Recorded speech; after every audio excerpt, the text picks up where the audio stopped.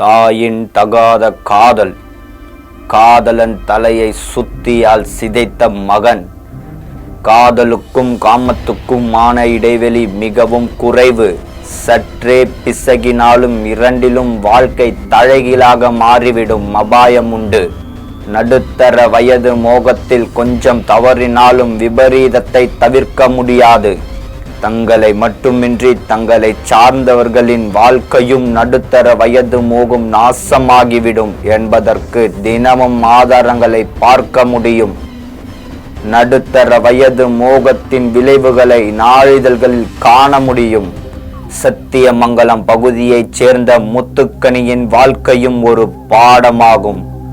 சேலம் மாவட்டம் சத்தியமங்கலம் பகுதியில் உள்ள தொட்டபுரத்தைச் சேர்ந்தவர் முத்துக்கனி.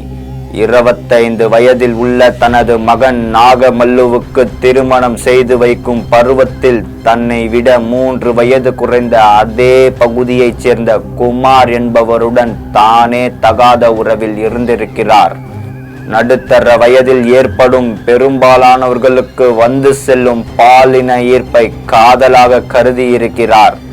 40 வயதில் வரும் ஈர்ப்பை காதல் என்பதா அல்லது கள்ளக்காதல் என்று சொல்வதா என்று தெரியவில்லை.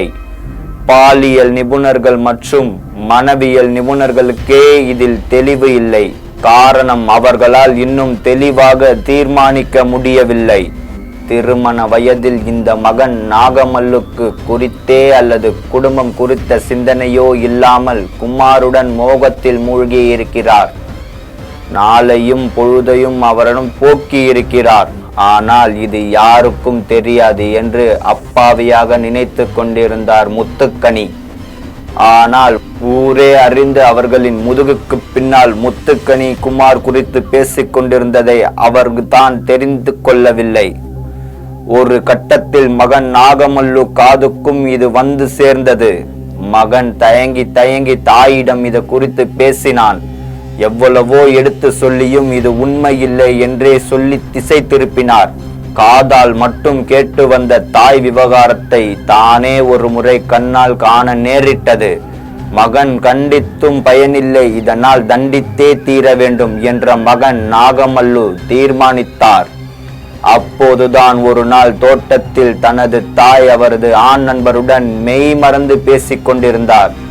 உடனே ஆத்திரத்தின் உச்சிக்கே சென்ற கையில் கிடைத்த சுத்தியால் தாயின் ஆண் நண்பரை அடித்தே கொன்றார்.